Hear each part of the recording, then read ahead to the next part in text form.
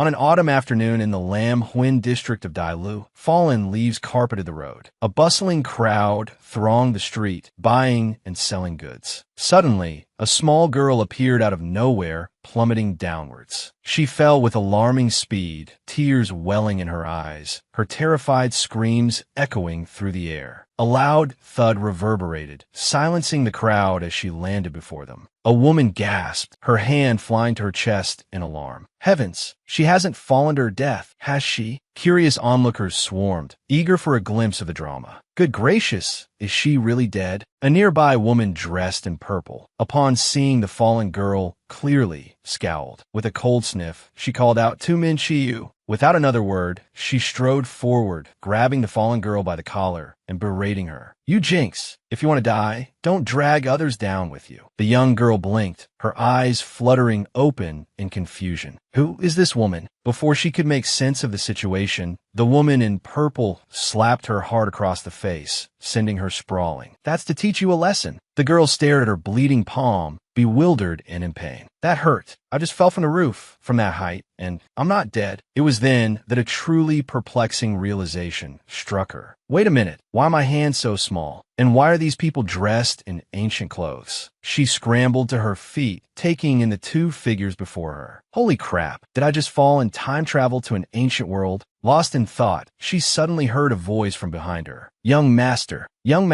are you all right? Guards, quickly fetch the physician." Startled, guilt pricked at her. Oh no, did I fall on someone? Seeing her looking around, the woman in purple furiously yanked her up by the collar again. "Still have time to gawk around, do you? Then use your life to pay for his." With that, the woman in purple shoved her forcefully towards the young man. He cried out in pain as she collided with him. Overwhelmed with remorse at having fallen on him twice, she stammered, "Oh my gosh, I'm so sorry. I'm so sorry." The young man, Chu Thuadi, a wealthy young master of 14, didn't speak. He simply pulled her up, his gaze fixed coldly on the woman in purple. He had suffered from a speech impediment since childhood and was known for his aloof and quiet demeanor. The girl, however, was momentarily captivated by his handsome features. Wow, how can someone be this good-looking? His concerned attendants rushed to his side. "Young master, are you all right? Quickly, summon the physician." Chu Thuadi suddenly spoke, his voice strained. The culprit. His words were met with stunned joy. "Thuadi, you can speak. Heavens, I can't believe my ears. Our young master has spoken." Even the physician clasped his hands together in prayer. "Amit Buddha." Chu Thuadi struggled to speak again. "Arrest." His confused attendants asked. "Arrest who, young master?" "The girl who bumped into you." The girl, overhearing this, turned to look at him questioningly. "Arrest me?" She thought to herself, that woman was so aggressive, quick to resort to violence and insults. If that's how she wants to play it, I don't need to be nice to her. Resolute, she tugged on Chu Thuadi's arm. "Put me down. The first time I bumped into you, you were fine. But the second time, she threw me at you. I'm worried I might have hurt you." Upon hearing these words, the woman in purple's subordinates flew into a rage and lunged at the young girl. "You vile, poisonous woman! How dare you injure our young master?" The woman was quickly restrained, but her defiant attitude remained. "What are you doing? Release me at once. Let me tell you, my husband is the magistrate of this district. He's Su Wenxing. Do you have a death wish?" Chu Thuadi scoffed disdainfully.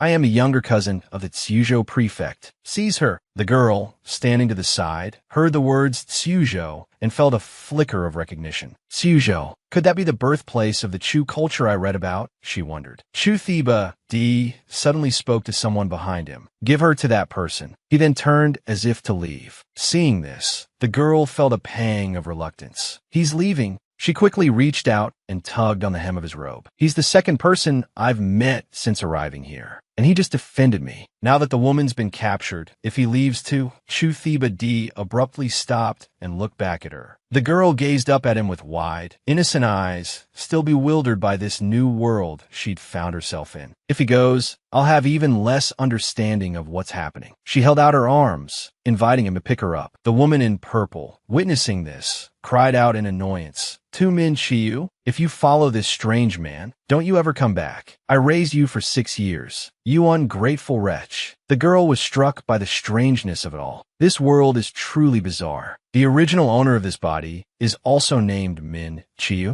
We have the same name. Chu Thuadi assuming she was frightened, offered comforting words. "It's all right, don't be afraid." She leaned her head against him and softly replied, I'm not afraid." Tu Min Chiu followed him to a nearby tavern. At his command, a physician took her pulse and examined her. "The young miss is merely frightened. There's nothing to worry about." Chu Thiba Di remained silent, simply gesturing towards a girl. The young man with the fan understood immediately. He wanted to know the girl's background. "If you know, tell me. If not, I'll have someone find out." The physician clasped his hands and replied respectfully, "Coincidentally, I know a little. That Su Wenxing lives in Lane 3. He's a scholar who came to Lin County as an official 3 years ago. His wife, Lady Hua, is the woman you just apprehended. She also has some standing. Her father is the headmaster of the Tsuzhou Prefectural School." The young man with the fan asked, puzzled. "They're from scholarly families. Why does Lady Hua have such a sour and spiteful demeanor?" Min Chu, listening, felt lost. She pointed to herself and asked, "Am I their biological daughter?" The physician hesitated, looking at her. "Can I speak frankly about this matter?" The young man with the fan interjected, "She's already asked. Do you take her for a fool?" The physician calmly revealed the information he knew. It said that Lady Hua was married to Su Wenxing for 3 years without bearing a child. So, they adopted a baby girl from the second branch of the Su family. That's this little girl here. Seeing this, the Tsuzhou branch also used this as an excuse to adopt a child. To raise one child, a whole group of them came to the house demanding people. This little girl is quite fortunate, because about a year after she was adopted, Lady Hua became pregnant. She gave birth to their first son last year, and a daughter 2 years later. Tu Min Chiu, her face still swollen and red, listened intently, absorbing everything she could to adapt to this new life. The young man with the fan looked Tu Min Chiu up and down, appraisingly. "Oh, so the Chu in her name has this meaning too." Tu Min Chiu, displeased, retorted, "It's the Chu as in bright moonlight shining." At that very moment, Chu Thua Di, without a word, slammed his hand down on the table, shattering everything. The physician reacted with lightning speed, pulling Tu Min Chiu back behind him. Chu Thua Di's sudden outburst made the young man in green behind him break out in a cold sweat. He's lost his temper again, he thought. To prevent the situation from escalating further, the young man in green angrily pointed at the physician, Feng Ba, and snapped, "Are you thinking before you speak? It doesn't matter what his background is. Why do you keep bringing up things like that to provoke him? Are you trying to stir up a hornet's nest?" The physician, sweating profusely, stammered, "Clearly, you're the one speaking carelessly." He calmly replied, "A monk doesn't lie." Tu Min Chiu looked up at the physician and politely asked, "For what the venerable physician is saying, does that mean that after Lady Hua had her own child, she abandoned me? Will my previous parents still be willing to take me back?" The physician, without hesitation, quickly explained the situation to her. "For better or worse, you're now the daughter of a magistrate. Staying there, you can still order servants around, but at the Su family's estate, they're farmers. I hear life there is very difficult." Tu Min Chiu sighed sadly, her eyes tinged with melancholy. "What good is being a magistrate's daughter? What good is ordering servants around? Don't I still have to worry about my future? As long as my parents are willing to raise me, what do the hardships of later life matter?" She looked at the physician with hopeful eyes. "But if my parents don't welcome me, would the venerable physician accept female disciples?" The physician immediately shook his head. "Amitabha Buddha, this old monk lives among other monks. It wouldn't be appropriate for a young girl like you to live here." As they were talking, they heard a crash. Turning around, they saw that the source of the commotion was Chu Thua Di. He strode in, carrying a plate of pastries. Seeing the food, Tu Min Chiu's eyes lit up and her mouth watered. "Wow, are these for me?" As she excitedly reached out to take one, she realized her hands weren't very clean. "Oh, my hands are dirty. I'll get the pastries dirty." Chu Thua Di seemed to sense her hesitation. He quickly picked up a pastry and brought it close to Tu Min Chiu's mouth. His action surprised her, leaving her momentarily speechless. Is he going to feed me?" she wondered as Chu Thua Di gazed intently at her. She happily took the pastry and devoured it. "Wow, this is so delicious." Noticing him still looking at her face, she touched her cheek and asked, "Are you looking at my face? Don't worry, it doesn't hurt anymore." Suddenly, Chu Thua Di placed the plate of pastries in her hands and, without a word, quickly left, leaving her utterly bewildered. Why did he leave? She wondered, completely confused.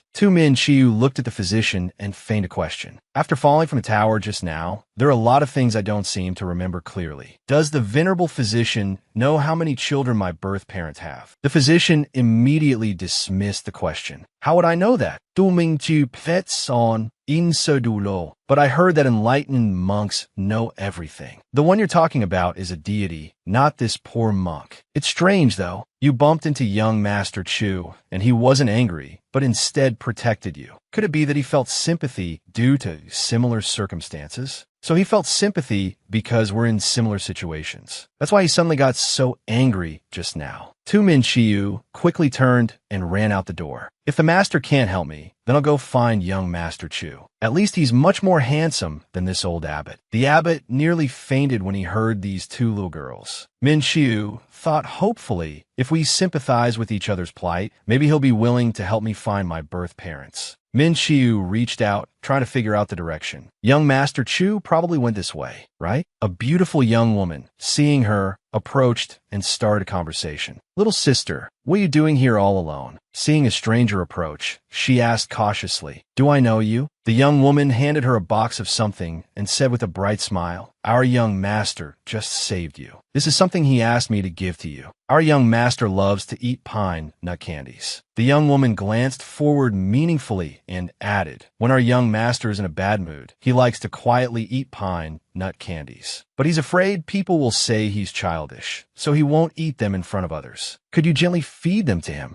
Min Chiu didn't think twice and quickly accepted, smiling brightly. Really? Of course. But as soon as she turned around, Min Chiu's expression changed. She thought to herself, there's no such thing as a free lunch. This girl is either a thief or a robber, I bet. This person probably has ulterior motives. I've just found a strong benefactor. I absolutely can't let him slip away. By the lake, the young man in green continued to follow Chu Thua D relentlessly. Thua D, just call me something, please. If not teacher, then how about ninth uncle? I've taken care of you for so many years. I deserve some credit, don't I? Just then, Min Chiu arrived and bumped into him. Seeing the ice pack in her hand, she understood. So he rushed off to give me an ice pack. Little girl, why did you run out here? Did your guardian arrive? Min Chiu walked up to Chu Thua D and asked abruptly, Young Master Chu, did you send a servant girl? Chu Thua D seemed not to understand what she meant. The young man in green interjected, What? You want to argue with her about becoming a servant girl for our Thua D? Chu Thua D squatted down and carefully applied the ice pack to her face. The cold against her cheek felt incredibly soothing. She didn't forget to remind him, Chu Thua D, someone wants to harm you. Did you know? The young man in green didn't believe her, thinking Min Chiu was talking nonsense. He looked at her with a very displeased expression. What nonsense are you spouting? And someone like you can't just call him Chu Thua D. You should at least call him brother. Didn't your guardian teach you any manners? The more the young man in green spoke, the darker Chu Thua D's face became. Min Chiu quickly took out the black box the woman had given her earlier. Just now, someone claiming to be your servant girl gave me a bag of pine nut candies. She kept insisting that I personally feed them to you. Generally speaking, anyone who offers unsolicited favors is either a thief or a robber. I'm afraid that servant girl had ulterior motives. As soon as Min Chiu finished speaking, the abbot and the young man in green exchanged glances. The young man in green quickly darted forward and snatched the bag of candies from Min Chiu's hand, then tossed all the candies into the nearby fish pond. Feng Ba, seeing this, raised his hand to stop him. Oh no,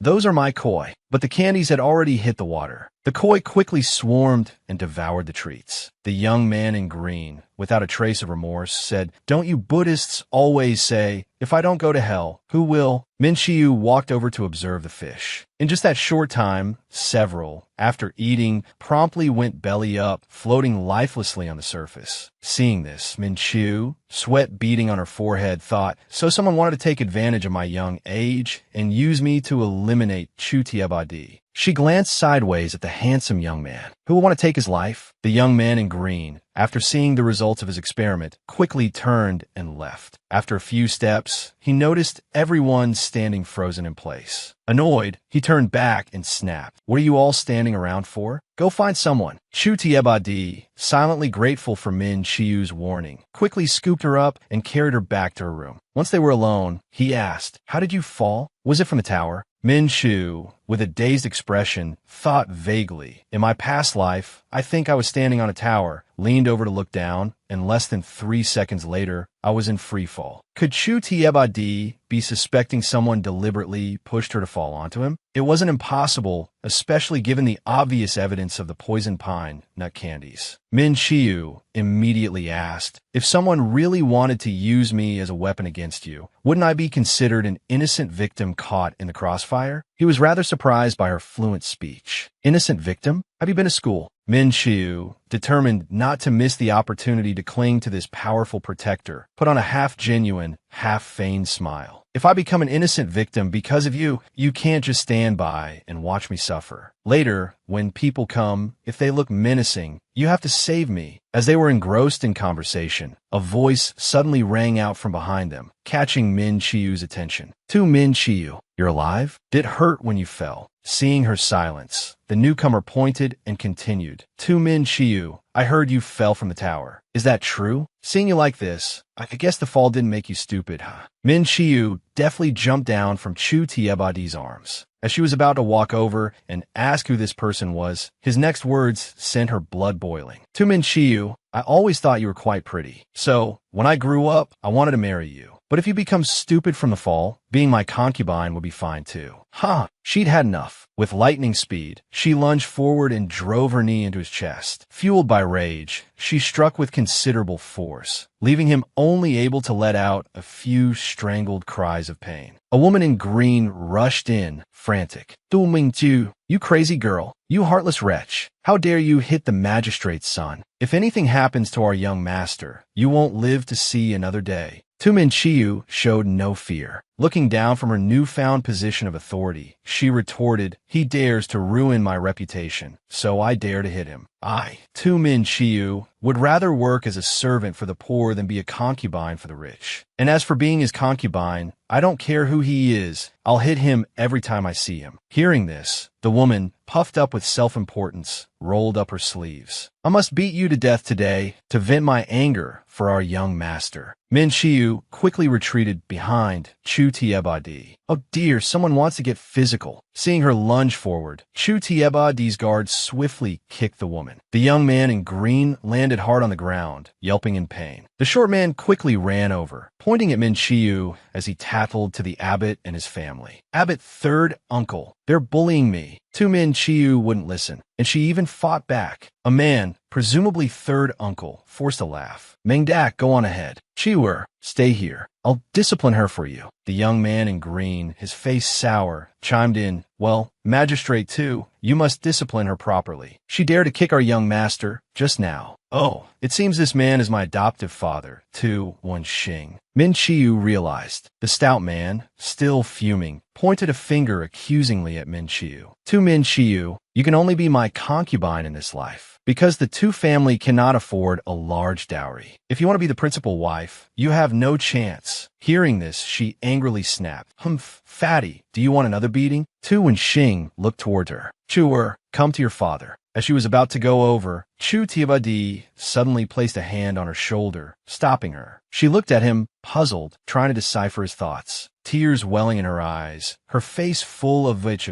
she cried, "For better or worse, I've called you father for many years. Even if you have your own daughter, you shouldn't treat me like this. You could have returned me to my birth parents. How could you, for the sake of a dowry, promise a 6-year-old child to be someone's concubine?" Tu Min Chiu patted her chest, continuing her impassioned speech. "Today, I fell from a height. If it weren't for young Master Chu, I would have been seriously injured. Your wife, instead of being grateful that I'm alive, slapped me. And you, since you entered, it's like you haven't even seen my injuries. Your attention has only been on the magistrate's spoiled son. If the elders aren't compassionate, how can you expect a 6-year-old child to be filial?" Tu Wenxing, never expecting her to speak so frankly in front of so many people, trembled with anger. How dare you? Who taught you to say such things? Seeing his outburst, she felt a surge of satisfaction. Tu Wenxing, what an idiot, she thought. His words had just offended everyone in the room. The young man in green, stifling a laugh, covered half his face with his fan and turned to ask, "Great abbot, did you teach her these words?" The abbot sighed wearily, shaking his head repeatedly. Amiba, this old monk has never taught her to speak like that. Moreover, the little girl was indeed pushed from a height. There's no mistake about it. The young man in green nodded in agreement. Indeed, their aim was to hit young Master Chu, who was standing below. The young man in green's gaze turned icy. Magistrate Tu, who exactly instructed you to do such a thing? Tu Wenxing, not one to back down, immediately retorted, "Nonsense! Who are you to make such accusations?" The abbot quickly interrupted. "Third Master Tu, be careful with your words. This is Wu Du, ninth Master Wu of the Wu family in Jiangbei." Hearing that it was someone from the Wu family of Wenxing, Tu Wenxing's face paled, and he hastily knelt. I have eyes but see nothing. I beg ninth Master's forgiveness." Wu Du languidly waved his fan. "Spare me the superfluous words. Magistrate Tuesday, consider carefully whether you wish to reveal the mastermind behind this." The abbot intervened. "Magistrate Tu often comes to the temple to play chess with this old monk. He is a man of integrity, upright, and kind." Wu Du gave a cold laugh at the abbot's words. "Because of a dowry, he mistreats his adopted daughter, practically wishing for her death. And that is called upright and kind? Huh?"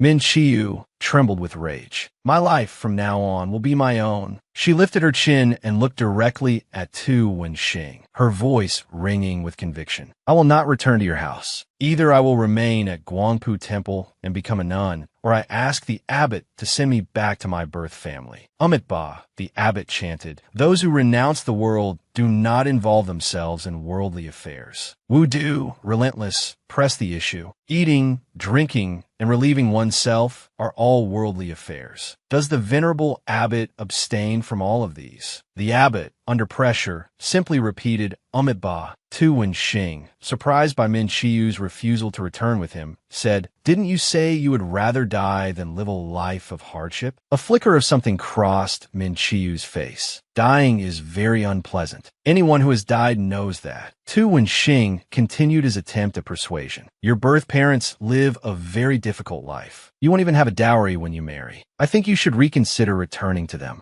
Unexpectedly, Chu Tiebadi spoke. "No need for discussion. I will escort her." Wu Du's eyes narrowed, a calculating glint in them. "Very well then, let us settle on escorting Miss Min Chiu home." Tu Wenxing only then seemed to notice Chu Tiebadi. "And this gentleman is?" Wu Du quickly answered for him. "Ah, just a junior." The next day, at Chu Tiebadi's residence, Min Chiu stepped out and saw Wu Du already waiting. She ran towards him with a bright smile, giving him a playful slap on the arm. "Good morning, ninth uncle." Wu Du, observing her vibrant energy, complimented her. "Your new clothes are very beautiful." He thought to himself, youthful ignorance is truly a blessing. You have no idea how many troubles await you. Beaming at the praise, Min Chiu asked, "Where is brother Chu Tiebadi?" Before Wu Du could answer, Chu Tiebadi called from the carriage. "Get in." "Oh, why is this carriage so tall?" Seeing her hesitate, still staring up at the carriage, Chu Tiebadi seemed to understand the problem. He gently lifted her into the carriage. Min Chiu was surprised by the unexpected gesture. Watching her look around in wonder, Wu Du chuckled. "Hey, it seems like you've never ridden in a carriage before." "Of course not. Though my adoptive family has held official positions for 3 generations, we don't have that kind of prestige. We always hire carriages when we go out. A comfortable carriage like this is truly my first time." Chu Tiebadi thoughtfully offered her a box of almond cookies. Min Chiu accepted them gratefully. "Thank you, brother." She thought to herself, this young man, though he doesn't speak much, is very considerate. Chu Tiebadi, a voice called out, "Your father told you to travel, but why come to such a desolate place?" "If it were me, I'd go to Jiangnan. That's where the real fun is, with singing and dancing day and night. All the writers and poets flock there." Chu Tiebadi, seemingly engrossed in his book, offered no reply to the teasing. Min Chiu, her curiosity piqued, turned to Wu Du. "Ninth Uncle Wu, are we in a time of peace and prosperity, or a time of chaos and war? What business is it of a little slip of a girl like you?" ou du retorted. I've heard that in times of peace, those writers and poets can speak their minds. But in times of war, with swords clashing and chaos reigning, who can hear their mournful songs? Her words seemed to catch Chu Tiebadi's attention. He finally looked up from his book. "Where did you hear such things?" he asked, a hint of surprise in his voice. "I can't believe that, fool." Tu Wenxing actually lets a foster daughter like you read. Min Chiu closed her eyes, affecting an air of profound wisdom. "Keep your thoughts to yourself to learn and grow," she declared. "Listen much, see much, think much, speak little." Wu Du let out a bark of laughter. "And you call that speaking little?" Min Chu shook her head vigorously. "Oh, no.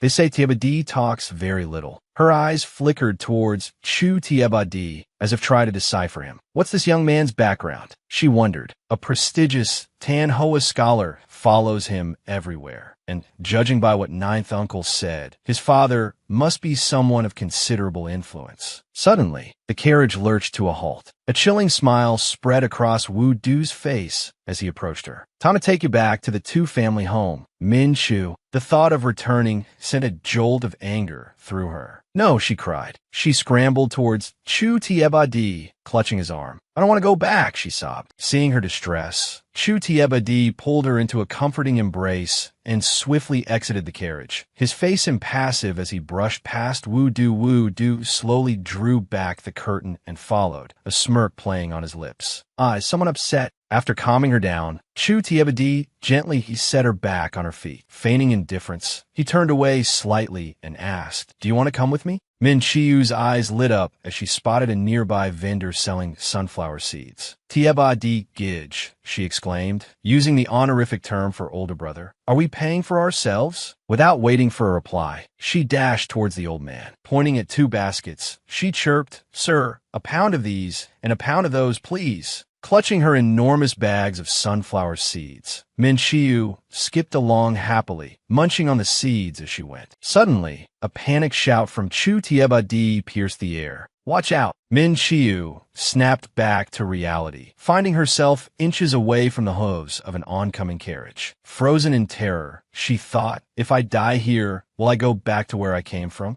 Just in the nick of time, Chu Tiebadi scooped her up, pulling her away from the path of the speeding carriage. Shaken, she whispered, "Tiebadi Gij." He set her down and knelt beside her, his voice full of concern. "Are you all right?" "I'm fine," she reassured him. A young woman in a red dress angrily flung open the carriage door. "You worthless mutt, get out of the way," she shrieked. "This is Lady Wei Hai-tan of the Duke's household." Min Chiu, never one to back down, retorted, "Tiebadi Gij is that dog-headed person speaking dog language?" "You little wretch, who are you calling a dog?" the woman raged. Chu Tiebadi, his gaze fixed on the woman, radiated an icy calm. "Wei He Tang Fumet under Ju Taibaz.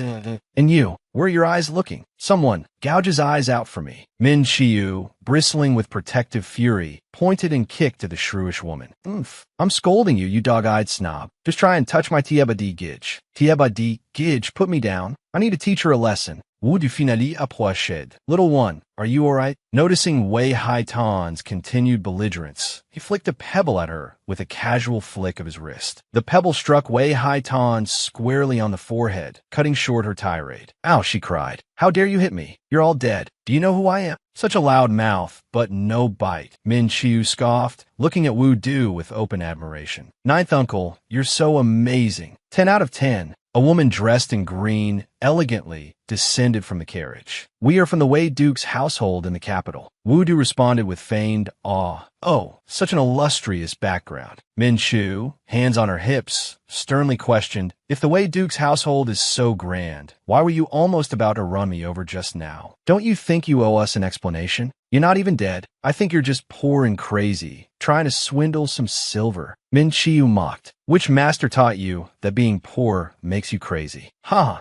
The books say necessity is the mother of invention, not necessity is the mother of madness. I didn't expect the Wei Duke's household to have such limited knowledge." Chu Tiebadi looked at her with a flicker of amusement in his eyes. He found this little girl rather intriguing. "So you claim to be from the Wei Duke's household? When you were throwing silver at people, did you ever consider that silver might also feel pain? Injured silver, sooner or later, will leave you." Wei Haitan, fuming, retorted, "You're the ignorant one. You're the fool. Silver doesn't have a life. How can it feel pain? Ugh. I'm too lazy to discuss silver with such an uncultured person like you. Let's talk about my sunflower seeds. I don't even need you to compensate me. Just pick up every single seed, one by one, and that will be enough. Oh, and not a single one can be missing." In her rage, Wei Haitan stamped her foot on the scattered seeds. "You can dream on." Seeing her outrageous behavior, Wu Du chuckled, shielding his amusement behind his fan. Infuriated, Wei Haitan bent down and scooped up a handful of the crushed sunflower seeds. She then hurled them at Wu Du. "What are you laughing at?" Wu Du's guard quickly stepped forward to shield him. The seeds, deflected by the guard's intervention, rained back down on Wei Haitan. "Ow, that hurts. I'm the young mistress of the Wei Duke's household. Wei Mama, are you just going to stand there and watch them bully me like this?" Wei Mama immediately ordered her subordinates, "Attack them." Wei Haitan gloated, "Haha, you're all dead now." The guards swiftly drew their swords. With lightning speed, Wu Du's guard struck out twice. In less than 3 seconds, the attackers lay sprawled on the ground. Wu Du, having enjoyed the spectacle, addressed his guard. "Report this to the authorities." Wei Haitan sneered. "Report to the authorities? Fine. Then you'll see what the Wei Duke's household is truly capable of. Even if the Wei Duke's household is large, could it possibly be larger than a prince's estate?" Wei Mama felt a tremor of unease, beads of sweat dotting her brow. "Which prince's estate are you from?" Wei Haitan, clutching herself in pain, echoed her servant's question. "You're bullying us. This is outrageous. If my older brother, the heir apparent, were here, he'd beat you senseless. And you dare to boast about your duke's household? Turns out you're utterly ignorant. Have you never heard the saying, 'There's always someone greater'? I dare say, if Brother Chu Tiebadi claims to be second best, no one in the imperial court would dare claim to be first. Your heir apparent brother is no exception. Even if he were more powerful, he's too far away to help you now. If I were you, I'd be bowing my head in apology." Min Shiyu's sharp words left Wei Haitan and Wei Mama speechless, their faces burning with indignation. "Umph," Wu Du scoffed, turning slightly to address his guard. "Stay here and keep an eye on their swords. Don't let them out of your sight. Then escort them, along with everything they have, to the magistrate's office." The guard nodded in acknowledgement. Wei Haitan, swallowing her anger, had no choice but to stoop and gather the scattered sunflower seeds, Wei Mama following suit. "Just you wait. You'll regret offending the Wei Duke's household." Chu Tiebadi helped Min Chiu into the carriage, his hand resting gently on her head. "Are you all right? Were you frightened?" Min Chiu, munching on sunflower seeds, shook her head. "I'm not afraid. Brother Chu Tiebadi is the strongest person I know." She offered him a seed. "Try one, Brother Chu Tiebadi. They're salty." Wu Du, entering the carriage, found Chu Tiebadi obediently accepting the offered seed. Min Chiu extended a handful towards Wu Du. "Ninth uncle, have some. They're delicious." Wu Du chuckled, declining the offer. "No, you two enjoy them. Don't mind me." He pulled 3 books from his robes and tossed them onto the carriage seat. "Brother Chu Tiebadi," Min Chiu inquired, "is a prince's estate more powerful than a duke's household?" Chu Tiebadi, unsure why she asked, replied, "Yes, that's right." "Then their invitation must be very valuable, right? I saw ninth uncle toss their invitation away like it was nothing. Surely those invitations weren't fake." Wu Du looked at her with amusement. "Fake? Do you think someone would dare forge invitations from the nobility? That would be treasonous." "So, their origins are unclear then?" Min Chiu's logic exasperated Wu Du. He rolled up his sleeves. "You little rascal, are you looking for a beating?" Min Chiu beamed, her voice sweet. "I understand now. Ninth uncle is even more powerful than those in the prince's estate." Wu Du, thoroughly flattered, puffed out his chest. Chu Tiebadi picked up one of the books and glanced at it. "Do you want to learn to read?" A wave of warmth washed over Min Chiu. He had gone to the bookstore because of her offhand comment about wanting to learn. "You weren't lying to ninth uncle, were you? Did you really not know before?" She looked at Chu Tiebadi, her smile bright. "Brother Chu Tiebadi is a good teacher." The carriage traveled a short distance before coming to a stop. A guard approached and knocked. "Young master, that young woman's name is Wei Haitan. She's the 4th miss of the 2nd branch of the Wei Duke's household. She was being escorted back to her family for discipline. The Wei Duke's household resides in the capital of Siyuzhou. Even if this incident hadn't occurred, our paths would have crossed for a while longer. However, Wei Haitan isn't favored within the Wei Duke's household. The second branch is a concubine's line, so their treatment is predictable. The image of Wei Haitan's earlier arrogance flashed through Min Chiyu's mind. Clutching her books, she thought to herself, but the current prime minister is a seventh-rank official. Even a mere servant of the Wei Duke's household is more esteemed than ordinary commoners. No wonder that Wei Haitan is so haughty. After traveling for some time, Min Chiyu, curious about their destination, peeked through the carriage curtains. "Brother Chu Tiebadi," she inquired, "where are we going?" Chu Tiebadi calmly replied, "We will be staying in Bin Huin for 3 days. Go to a bookshop and buy whatever books you like first. Ninth uncle and I have some business to attend to. We'll come to get you later." This was the most Chu Tiebadi had ever spoken to her at once. Min Chiyu obediently followed his instructions, finding a nearby bookshop and stepping inside to browse. After selecting her books, she stood outside with a stack in her arms, waiting for Chu Tiebadi. Time seemed to stretch on. Min Chiyu shifted her weight from foot to foot, yawning repeatedly, but still no one came. "Oh dear, Brother Chu Tiebadi, why aren't you here yet?" Suddenly, someone came rushing past, bumping into her. Oof! The person didn't even pause, continuing to run. Annoyed, she called out, "Hey, watch where you're going." It turned out that the person who had bumped into her was none other than Wei Haitan. "It's you, Wei Haitan. You did that on purpose, didn't you? Stop right there. You're a young mistress of the Wei Duke's household. Don't you know how to apologize after bumping into someone?" Min Chiyu was about to say more when she noticed something. 2 men in black were closing in on Wei Haitan, restraining her. One of them held a coil of rope. The other quickly covered Wei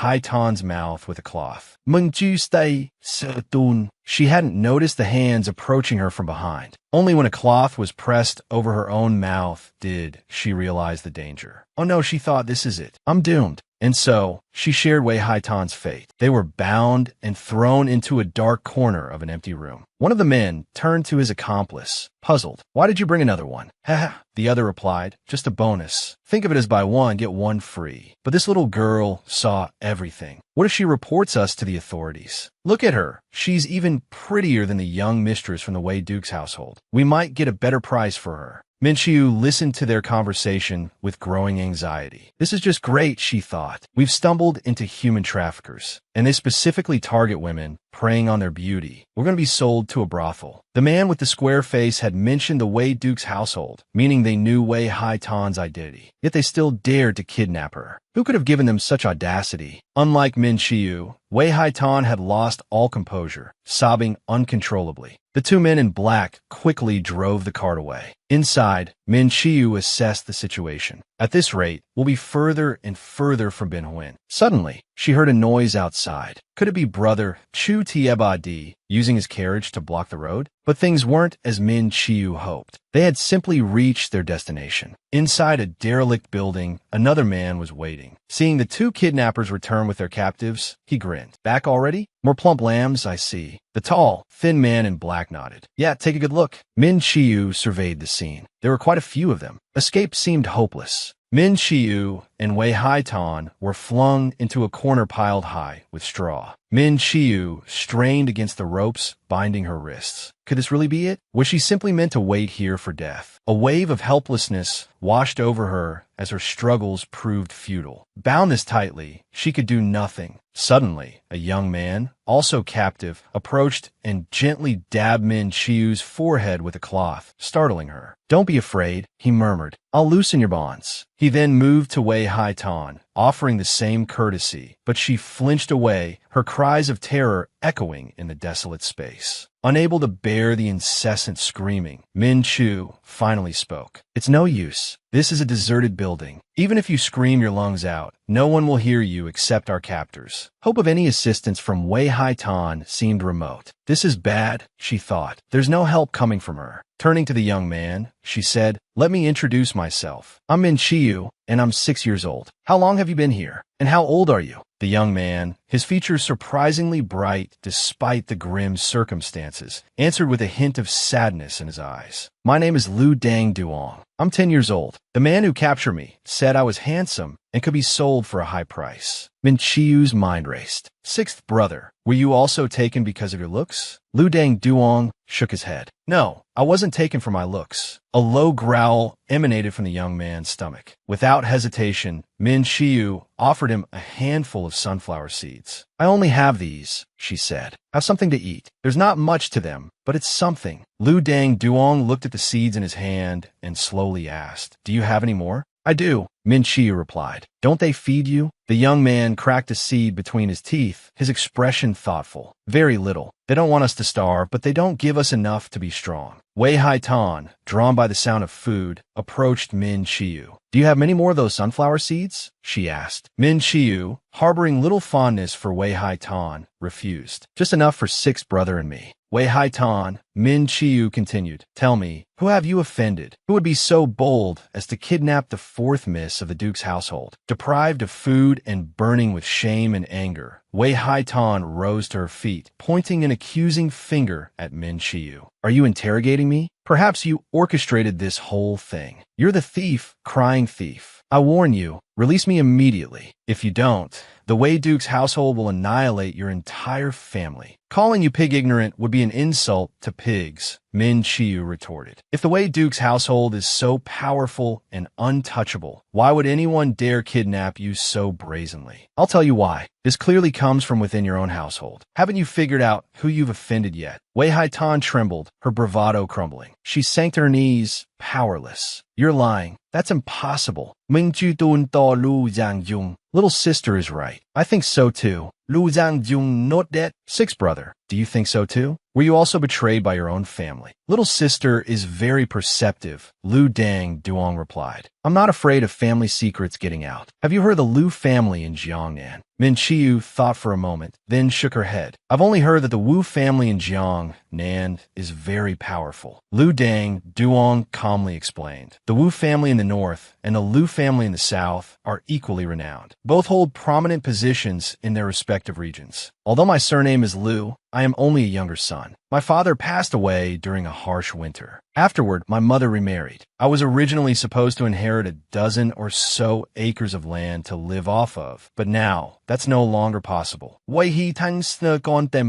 Truly a low-born wretch. Stung by the insult, Lu Dang Duong's face flushed with anger. So what? Even if you come from a noble background, aren't you in the same predicament as us now? Min Chu intervened. Lu Gij, don't mind her. It's getting late. Let's rest to conserve our strength. Night fell, and while Min Shiyu was fast asleep, Lu Dang Duong woke her. Little sister, wake up. She sleepily rubbed her eyes. What is it, Lu Gij? Lu Dang Duong leaned closer and whispered, Listen to me. These kidnappers are not ordinary criminals. That woman and I are commodities they'll sell after receiving the ransom, but you are not. Even if you escape, they likely won't pursue you. Min Shiyu was instantly wide awake. Lu Gij, do you mean for me to escape? Lu Dang Duong pointed towards the window behind them. Exactly. I suspect outside the window is a back alley or a thatched shed. After you climb out, you don't need to worry about falling. Here, let me help you climb up. He then let Min Shiyu stand on his shoulders, using one hand to boost her higher. After some effort, Min Shiyu successfully managed to open the window. Before she jumped out, she heard Lu Dang Duong's parting words. Little sister, after you escape, remember to find a place to hide. His voice continued to echo behind her. Your small stature will make it difficult for them to find you. If they discover you're missing, they certainly won't search for you immediately, but rather move us to a different location. Do you remember everything I've told you? Standing outside the wall, she looked back inside with lingering eyes. Lu Gij, I will definitely rescue you. Min Shiyu quickly made her way to a carriage, searching for a place to hide. She slowly crawled under the carriage, then pondered. To get out of here, the carriage is the fastest means. I'll hide here first and wait for the right opportunity to act. The next morning, after the men in black discovered Min Shiyu's escape, they furiously changed their location. Inside the carriage, a barrage of slaps echoed. You little brats, are you trying to rebel? Tell me, who released that girl and how? Which one of you is the accomplice? Why aren't you speaking? Are you both mute? Wei Haitan sobbed. I don't know. I was sleeping the whole time. Lu Dang Duong also denied any involvement. I don't know either. I'm not acquainted with her. I don't even know what she looks like. The stout man angrily turned to his companion and reproached him. If you hadn't carelessly captured a troublesome child, how could our plans have been ruined? We were supposed to hide in the city for more than 10 days, waiting for the situation to calm down before leaving. What are we going to do now? The other man in black remained relatively calm, offering a suggestion. What's there to fret about? At worst, we just change our hiding place. The carriage sped out of the city. Min Chiu, hidden underneath, clung tightly to the axle to avoid falling. Near the city gates, Chu Tiebadi's guards were holding a picture of Min Chiu, searching all around. Have you seen this girl? About this tall, wearing jade green clothes, with a very beautiful face. Hiding under the carriage, Min Chiu's heart leaped with joy at the words. It's Chu Thua D's men. He's looking for me. As a carriage passed, the guards immediately blocked the road. Stop, let us see your faces. A portly man clambered down, obsequiously asking, Officials, what is the meaning of this? A guard responded coldly. A child has gone missing in the city. The magistrate has ordered that no carriages are allowed to leave without inspection. The fat man edged closer to the carriage door, feigning composure. My master's son is the nephew of the 6th Lord. He is on his way to meet his uncle, the esteemed 6th Lord. Inside the carriage, Lu Dang Duong, held captive, peeked through the curtains and added, Yes, that's right. 6th uncle is my father's brother. Chu Thua Di dismounted, his voice commanding. Even if the 6th Lord himself were here, we would still have to inspect. The fat man bristled, pointing and scolding. How dare you? Do you have no respect for the 6th Lord? What about the Lu family of Jiangnan? What about the 6 generals of the imperial court? Before he could finish, a guard's boot sent him sprawling. How dare you question my master's words? The fat man whimpered, begging for mercy. I was wrong.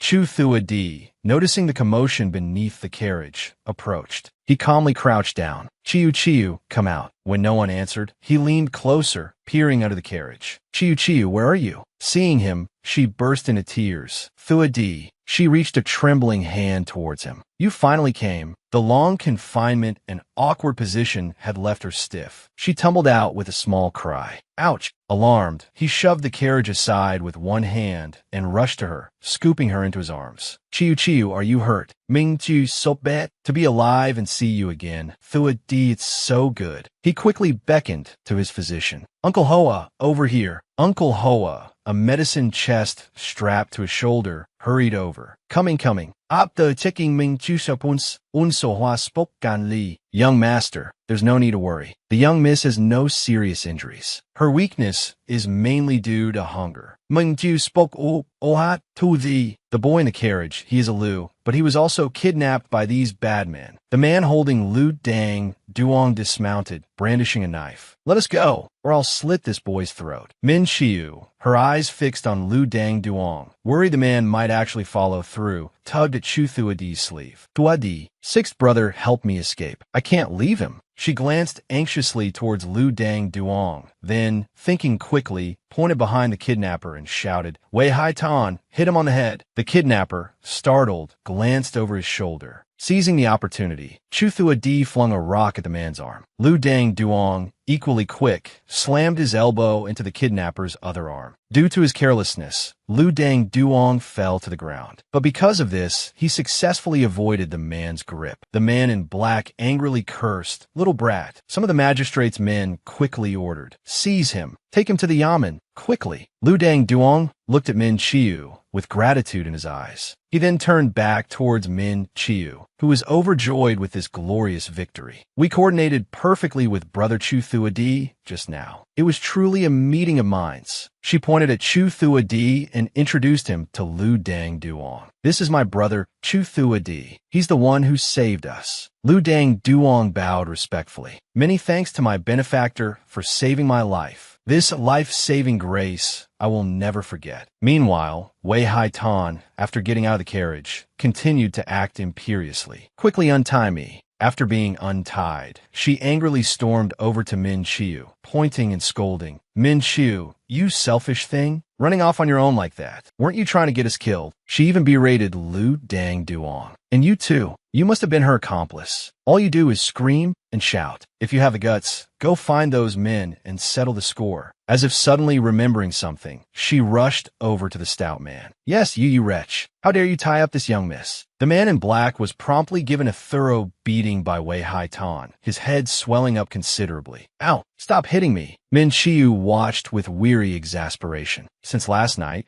she had only eaten a bit of cold sorghum and hadn't even had a sip of water. Yet, Wei Haitan continued to complain incessantly. This is the first time I've ever been in such a predicament. I think they captured me because of the internal strife within the Duke's household. But I'm afraid that due to the Duke's influence, the authorities won't be able to investigate this matter properly. Wu Du, standing nearby, fanned himself casually. This is enough to keep the Duke's household busy. Well, I must go and deal with the aftermath. Ming Ju Dun Da Ju Tu Zi. Brother Chu Thua Di, thank you for finding me. He stroked her head and softly asked, were you scared? Min Chiyu's eyes sparkled with confidence. Of course not. I knew Brother Chu Thua Di would definitely come and save me. She continued, I also have to thank that little bird for not eating all of my leftover sunflower seeds. Otherwise, how would Brother Chu Thua Di have found me? I would have found you regardless, he assured her. Min Chiyu asked playfully, but what if you found me much later? Say 10 years from now? Would you still recognize me then? Chu Thua Di was momentarily stunned by her question. Min Chiyu in 10 years. Would her eyes still be so large? Would her lips still curve up like that? Would her smile still be this sweet? And most importantly, would she still lean on me like this? He posed countless questions to himself. When he finally came back to his senses, he realized Min Chiyu had fallen asleep. With a mixture of exasperation and tenderness, he scooped her up in his arms and carried her to a bed, gently laying her down and thoughtfully covering her with a blanket. In her sleep, Min Chiyu murmured, Brother Chu Thua Di, don't go. A guard approached and announced, Young Master, Ninth Master, and Master Hua are waiting for you in the study. He turned back to look at her, his gaze full of affection, before leaving. Upon entering the study, he immediately asked, have you gotten the results of the interrogation? Wu Du no did. Even before we resorted to torture, those two weaklings confessed. They admitted to accepting silver to target Wei Haitan. Although the person who gave them the silver wasn't from the Duke's household, they were connected to one of the maidservants there. Chu Thua Di, his voice cold with a chilling aura, asked, I only want to know one thing. Is the two family involved? For now, it seems they didn't intend to capture Min Chiyu. She likely just witnessed them abducting Wei Haitan. Uncle Hoa stroked his beard, offering his opinion. In truth, families of lower standing tend to be timid. Even if there are internal conflicts, they wouldn't dare to cause any significant upheaval, Wu Du added. Min Chiyu's fall from the tower has left many unanswered questions. If the Hua family was truly involved, it's not impossible that they'd resort to silencing anyone who could expose them. However, Huasher doesn't strike me as particularly clever. Uncle Hoa walked over and patted Chu Thua Di's shoulder. Young master, don't overthink it. This isn't some grand power struggle for wealth or position filled with intricate schemes. On the other hand, I wonder what your plans are regarding the Wei Duke's household. If the Hua family isn't involved, Ninth Uncle can handle the rest. I'm not particularly interested. Ah, right? Has the person I requested arrived? Yes. To avoid revealing their identity, only one person came. Chu Thua Di, feeling he'd gleaned all the information he needed, turned to leave. Good, I'm going to read. Wu Du Si Gid. Honestly, that temperament of his. Uncle Hoa sympathetically replied, he's much better than before. Just let him be. It's rare for something to pique his interest. Let him have his way. Meanwhile, an unfamiliar woman appeared inside Min Chiyu's bedroom. She approached the bed and placed a hand on Min Chiyu's forehead, checking for fever. Feeling the touch, Min Chiyu stirred, her eyes fluttering open. Tua Di, she murmured sleepily. Miss, you're awake? Seeing a stranger in her room, Min Chiyu sat up abruptly, alarmed. You, who are you? Why are you here? She called out repeatedly. Thua Di, Tua Di. Hearing her cries, Chu Thua Di burst through the door, his face etched with worry. Chiyu, Chiyu, what's wrong? Frightened, she rushed into his arms. There's a stranger in my room. The woman, it turned out, was the one Chu Thua Di had sent to care for Min Chiyu. This servant, Hong Feng, greets the young miss. Allow me to attend to your hair, Mississippi. Min Chiyu, quick-witted, quickly grasped the situation. Hong Feng's presence was less about care and more about protection. Thua Di, Min Chiyu mused, in the modern era, he'd be just a boy. But here, he's like a dependable adult, someone to lean on. After Hong Feng styled her hair, Min Chiu looked utterly adorable. She calmly walked outside. Stepping out, she spotted his solitary figure standing nearby. The sun was beginning to set, painting the sky in vibrant hues of red. The scene only amplified his striking, handsome aura. The breathtaking view held Min Chiu captive, her heart skipping a beat. Noticing her trance, Lu Dang Duong approached, waving. "Little sister, are you all right?" "Lu Gij," she asked. "Why are you here?"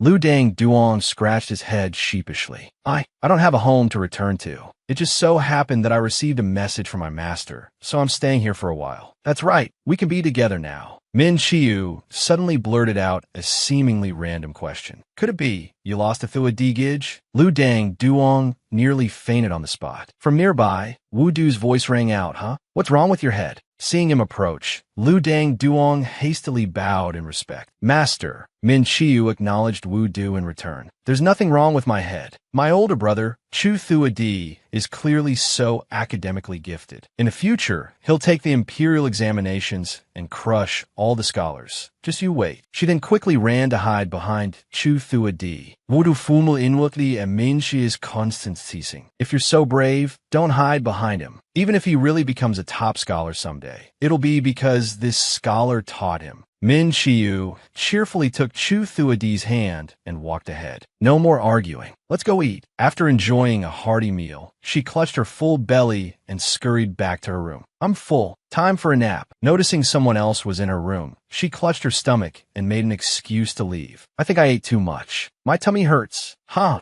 Wu Du, sitting in the room, said coldly, "Come in and close the door." Min Chiu's face was wary as she turned slightly. "Well, uncle, you have to promise not to hit children. Only then will I do as you say." Wu Du commanded domineeringly, saying that is asking for a beating. "If you don't come in, you'll get double." He continued, "Min Chiu, what do you think of Thua Di?" "Older brother Thua Di is very good," she replied. "I don't know what ninth uncle means." He observed, "As I see it, although you're only 6 years old, you're a clever child. You always say and do things that benefit yourself. You may seem innocent, but everything you do is calculated." Her secret exposed, Min Chiu felt a flicker of panic but maintained her composure. "If ninth uncle were in my current situation, he would also be forced to be resourceful." Wu Du looked at her, a knowing smile playing on his lips, as if he could see right through her. "I'm not saying it's a bad thing. I'm just telling you my opinion of you. So I want to ask you, what do you think of Thua Di?" Min Chiu thought, "Ninth uncle is speaking so seriously, he's not treating me like a child at all. It's more like he has some ulterior motive, trying to probe me." She answered slowly, "Older brother Thua Di seems cold, but he actually has the softest heart. As for why he doesn't like to talk, I'm afraid it's not because he was born that way. I'm guessing something must have happened to him when he was young, which is why he's like this."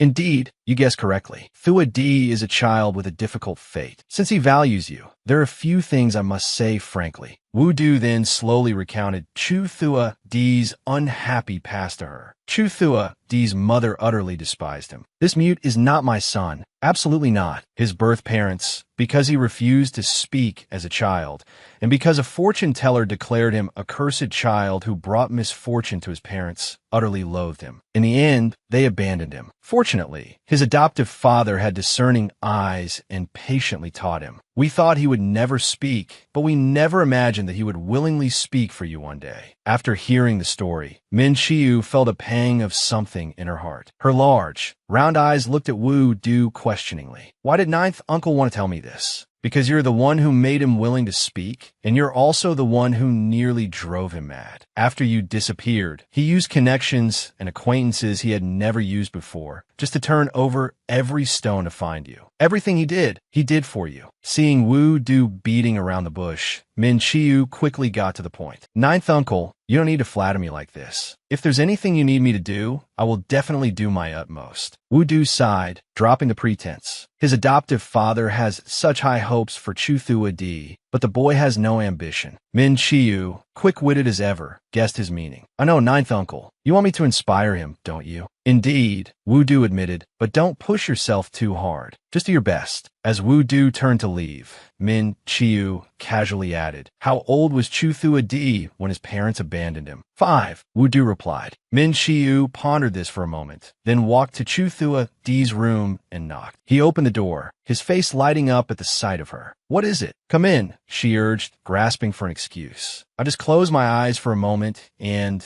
I had a vision of being kidnapped again, just like with Wei Hai Tan. Could I sleep here with you tonight? I'll sleep on the floor, I promise. I won't take up any space in your bed. Chu Thua Di, of course, couldn't refuse her. He quickly ushered her inside, and she obediently fetched a sleeping mat and spread it on the floor. Chu Thua Di stopped her, gently lifting her up and placing her on the bed. The bed is quite big. You can sleep here too. Min Chiu picked up a book from the bedside table. Are you reading military strategy? She inquired. Are you planning on becoming a general? No, he replied. I'm just reading to pass the time. Seeing his despondent air, she sighed inwardly. This lack of drive wouldn't do. She subtly probed further. So, what do you want to do in the future, Chu Thua Di? If not a military commander, perhaps a powerful official? He looked at her with an earnest expression. I haven't thought about it. Chu Thua Di, she pressed. Aren't you going to ask me what I want to do? His eyes crinkled with amusement. Don't all women eventually marry and follow their husbands? Min Chiu, brimming with life and ambition, stood up and slapped her chest. I'm not an ordinary woman. I have my own dreams. She paused, suddenly realizing her faux pas.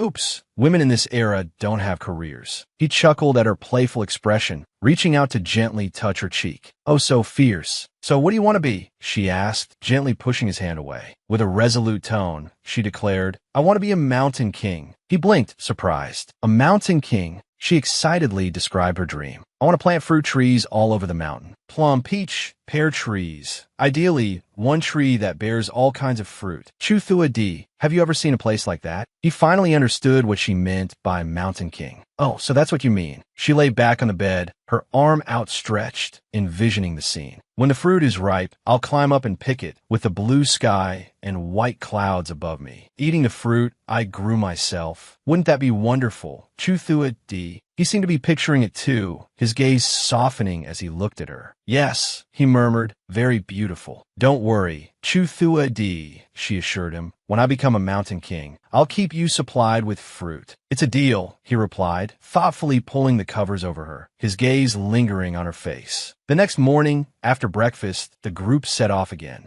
The weather was cold, so he wrapped her in a large blanket. We're leaving already? Chu Thua Di, is our next stop E County? No, it's the prefectural city of Juzhou. Are you hungry? There are some snacks here. She looked at him cheerfully. And that means we don't have to go home right away, right?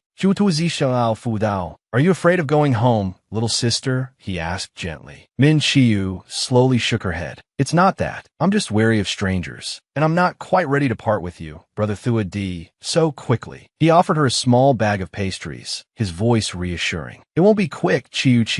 Don't worry. If they don't want you, I'll take care of you. A warmth spread through Min Chiu at his words. He was only 14, she thought, but his words and actions held a surprising comfort. As soon as Min Chiu stepped down from the carriage, she darted toward a roadside stall piled high with roasted melon seeds. The vendor, noticing her lingering gaze, called out, Young miss, what flavor are you after? We have a fresh batch of salt and pepper, just out of the oven. Would you like to try some? Min Chiu, ever agile, flitted between the baskets of seeds, her inquisitive eyes scanning the offerings. Besides salt and pepper, she asked, do you have any fruit flavors? Like tangerine or peach, perhaps? The vendor shook his head, a strained smile on his face. I've never heard of such flavors, young miss. You have quite the imagination. Disappointed by the lack of her desired flavors, Min Chiu's interest waned. The prefectural city is so boring. Hong Fong, let's go. The vendor, eager to make a sale, quickly interjected, Wait, young miss. Only my stall carries the salt and pepper seeds. You won't find them anywhere else in the city. Even the city lord buys them from me. Oh, really? Min Chiu turned back, a flicker of doubt in her eyes. The vendor, sensing an opportunity, pressed on. Of course, young miss. How much would you like? Half a pound? What a coincidence. I have 2 pre-packed bags of exactly that amount. Min Chiu paused, her gaze fixed on the bags. What a coincidence indeed, she murmured. The vendor quickly explained. Another customer wanted half a pound earlier, but realized they'd forgotten their money. They left the bags here. You're such a bright young miss. Even your luck is good. Seeing Min Chiu hesitate, a young man in blue robes stepped forward from the small crowd that had gathered. If you don't want them, he said, I'll take them. The vendor's demeanor shifted, his voice laced with disdain. Well, if it isn't physicianly, don't you usually just buy half a pound? Physicianly responded calmly. I'd like a bit more this time. The vendor's tone remained unpleasant. There's a queue.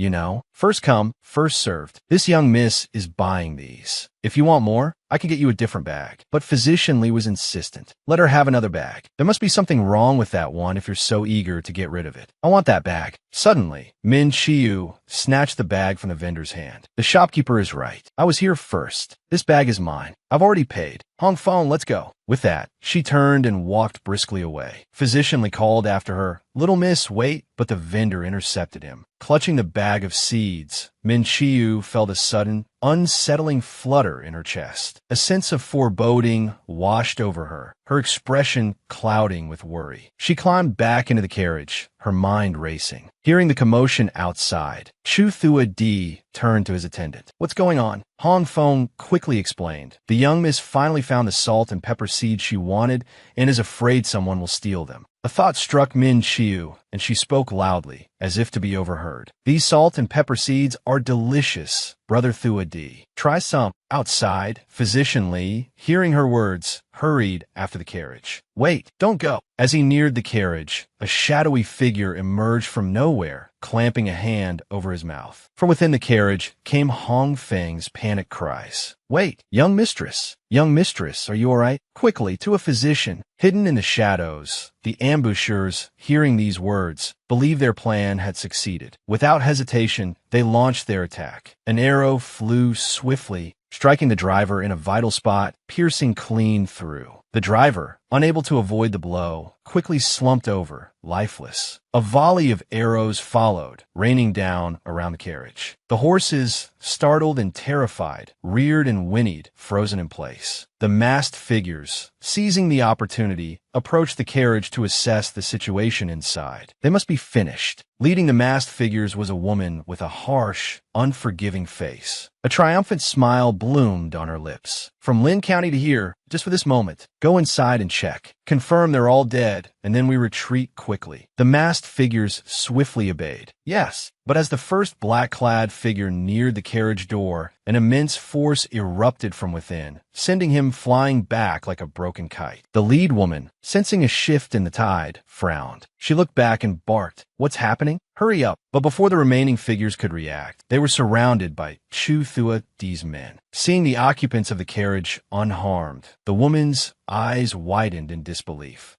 How is this possible? You weren't poisoned? Could there be something wrong with the seeds?" Min Chiu, recognizing the woman instantly, exclaimed, "Thua Di Gij. She's the one who claimed to be your servant at Guangpu Temple. She gave me the poison pine nuts." "Chu Tu Zish Ais Nado Dangadun." "The Golden Cicada Gang. It's you." Guards stepped forward, shielding Chu Thua Di and Min Chiu. "If the Golden Cicada Gang is involved, it can only be poison. Tell us, who is behind this?" The woman, glancing at Min Chiu, asked with a chilling smile, "Little girl, didn't you give those melon seeds to Chu Thua Di?" Min Chiu, her gaze unwavering, returned the woman's stare. Plan A had failed. Plan B was already in motion. From poison pine nuts to melon seeds. "You think I'm easy to fool?" Surprise and disbelief flickered across the woman's face. She pointed at Min Chiu. "You know about the Guangpu Temple pine nuts?" Unafraid of the woman's ferocity, Min Chiu coolly replied, "If you want to use someone else's blade to kill, you should at least see if they're willing to be your weapon. Using the same old tricks. How insulting to the intelligence of a 6-year-old like me." The woman, enraged by Min Chiu's words, ground her teeth. "A 6-year-old like you? What intelligence could you possibly have? Ridiculous." Min Chiu covered her mouth, giggling mockingly. "The consequence of underestimating your opponent is becoming a turtle in a jar." Infuriated by Min Chiu's arrogance, the woman lashed out, flinging a stone towards her. "Little brat, you're asking for a beating." As the stone hurtled towards Min Chiu, a guard, with effortless grace, intercepted it with his sword. "Is it so hard to admit defeat to a child?" The woman, unwilling to accept the outcome, roared, "Impossible. My plan was flawless. Unless she's a demon." Ming Chiu, Faizing Dietz de Dun Da Ju Tu Zi. Wa? Tua Di Jiji. She called me a demon. He reached out and gently removed a hairpin from her hair. With a speed too swift for anyone to notice, Chu Thua Di decisively flicked a hairpin towards the woman. His target was the venomous mouth of the Golden Cicada gang member. Pain contorted her face as she stumbled backward, fury burning in her eyes. She drew her sword, lunging towards Min Chiu with murderous intent. Hong Feng, the attendant, sprang forward, engaging the woman in a fierce duel. Chu Thua Di, fearing for his sister's safety, retreated,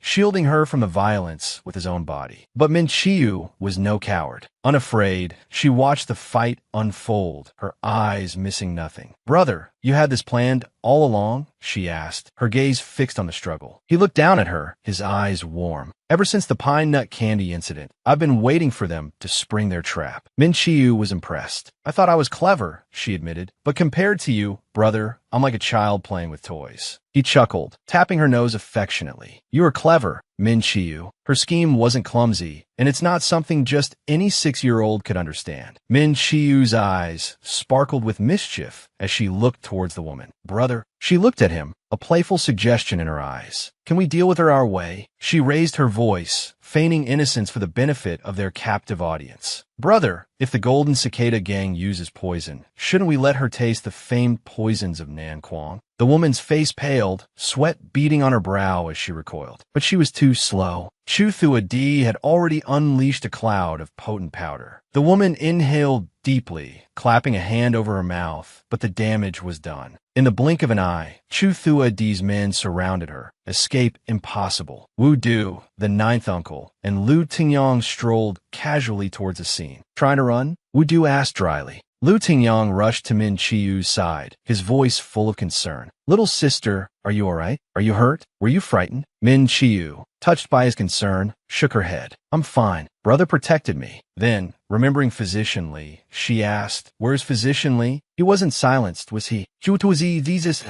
"No. I sent someone to escort him to the villa." Min Chiu sighed in relief. "He's a good man." Wu Du praised her. "Not bad, young lady. Only 6 years old and already able to distinguish between good and evil." Chu Thua Di, holding Min Chiu in his arms, glared at Wu Du, sensing his teasing intent. "Good or evil? A few questions will reveal the truth," he said curtly. "Leave this matter to me, uncle." Seeing them about to leave, the captured woman panicked. "Don't go," she cried. "Give me the antidote." Chu Thua Di, seeing her desperation, a mischievous glint entered his eyes. "This poison," he said ominously, "is very difficult to cure." Min Chiu giggled, finding the situation immensely entertaining. Even her serious brother had a playful side. She decided to join in the fun, mimicking Chu Thua Di's intimidating tone. With an innocent face, she lied without a flicker of hesitation. "Not only is it difficult to cure," she declared, "but once it takes hold, your eyes will swell and weep. Then you'll struggle to breathe, and your flesh will rot." She finished with a chilling, "Hee. Enjoy."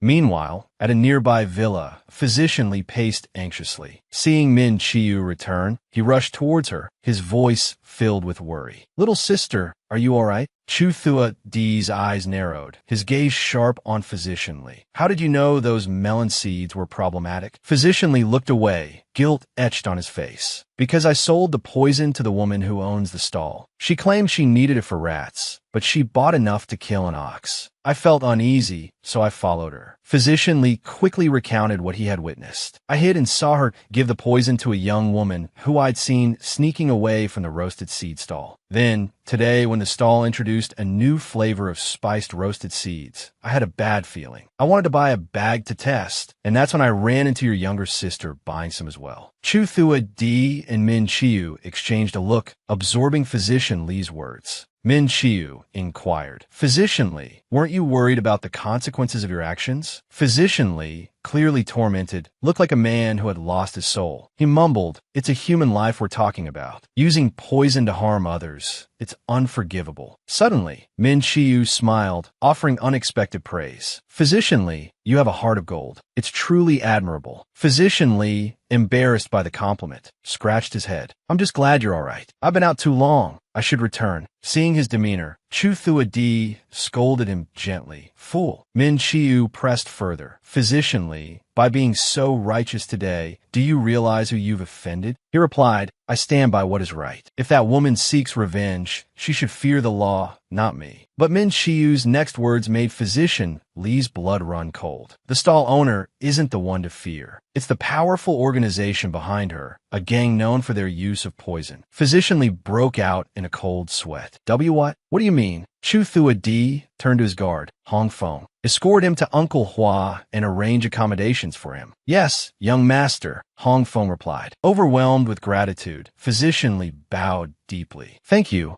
so much. He glanced at Chu Thua Di, assessing him silently. Someone who can stand against a gang like that must be powerful. I think I've made the right choice. Back in their room, Min Chu nibbled on a pear as she questioned her brother. Brother, why did you send Physician Li to Uncle Hua and not Ninth Uncle? Do you want Uncle Hua to guide him? Chu Thua Di's face remained calm. We need to see if he has any aptitude for medicine first. Oh, Min Chiu responded, then continued. Does Uncle Hua have disciples too, brother? And what about this golden cicada gang? Chu Thua Di's voice turned cold. They're a band of outlaws, skilled in poisons and other unsavory methods. Min Chiu lost her appetite, setting her pear back down on the plate. A thoughtful frown creased her brow. They've tried to poison you several times now. They're clearly relentless. What kind of grudge could they possibly have? Worry etched itself onto her young face. Brother, will the Golden Cicada gang cause more trouble? Why do they want to harm you? Seeing her concern, Chu Thua Di ruffled her hair, offering a reassuring excuse. Don't worry so much, little one. The Golden Cicada gang isn't that frightening. Min Chiu quickly accepted his words. That's good. Then everything's all right. Let's go. Chu Thua Di immediately stopped her. We're tired today. Let's rest. Wait until you've finished eating, then get some sleep. We can leave tomorrow morning, all right? Seeing Chu Thua Di's thoughtful concern for her well-being, Min Chiu softened. Fine, she conceded, thinking to herself, eating someone's food and being bossed around by them is only natural, I suppose. Over in Uncle Hua's room, Wu Du paced back and forth, making the older man dizzy. Can you stop that pacing? Uncle Hua finally pleaded. The young master is still growing, you know. Must you be so harsh? Wu Du pointed an accusing finger at Uncle Hua. This is all your fault. You said to raise him like a pet, like a pampered dog or cat. Have you ever seen anyone raise a pet so attentively? He's clearly bored to death. If this continues... Wu Du was interrupted by Uncle Hua. Wasn't the whole point to let him live a normal life? That was your request, wasn't it? Wu Du calmed down slightly. Yes, but with his background, a peaceful life is impossible. Even if he wants to live like an ordinary person, he can't. These constant assassination attempts prove that. Uncle Hua's face grew serious. Are you certain these assassination attempts are connected to them? Wu Du paused, then countered with a question of his own. Let me ask you this. 5 days ago, before they knew he was alive, were things peaceful? Have these assassinations not been happening for the past 4 years? Wu Du leaned back in his chair and sighed. He may seem quiet and unassuming, but he understands the situation better than anyone. They say a tiger doesn't eat its own cub, but this one seems fiercer than any tiger I know. As they spoke, Chu Thua Di entered the room. Have you gotten anything from the interrogation? He asked. Wei Tai is still working on it, Wu Du replied. The Golden Cicada Gang is a notorious group with a reputation for resilience. Getting information quickly won't be easy.